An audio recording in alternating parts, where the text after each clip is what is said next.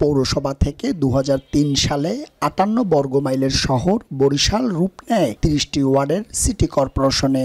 সেই থেকে ক্ষমতার পালাবদলে কর্পোরেশনের দায়িত্ব নেয় হাফ ডজন নগরপিতা।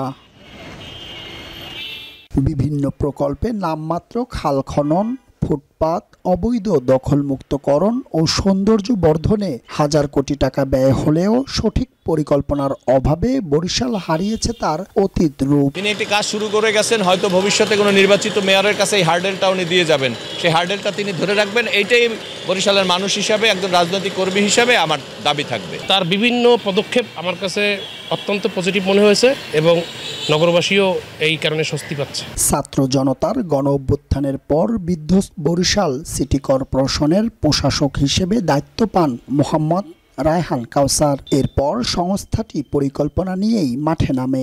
সবকিছু মিলিয়েই বলবো যে নগরী এখন একটা সৌন্দর্য বহন করছে, আর সৌন্দর্যপূর্ণ নগরী বলা চলে এক কথায়।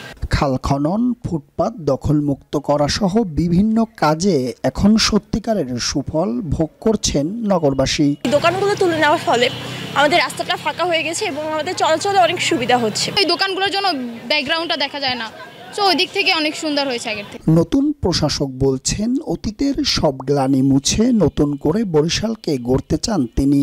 এই বরিশালের নদী নালা খালের সাথে যদি অন্যায় করা হয়, তাহলে আমরা যেন মনে করি যে এটা আমার মায়ের সাথে, আমার বোনের সাথে অন্যায় করা হচ্ছে। এরকম একটা সেন্স যদি মানুষের মাঝে গেঁথে দিতে পারি, তাহলে দেখবেন যে বরিশালের নাগরিকরা কখনোই খালকে নোংরা করবে না।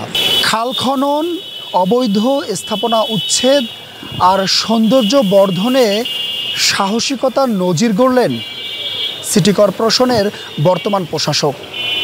তারই এই দেখানো পথে চলবে আগামীর মেয়র, কাউন্সিলর সহ সকল জনপ্রতিনিধি, এ প্রত্যাশাই সবার। পারভেজ রাসেল, মাই টিভি, বরিশাল।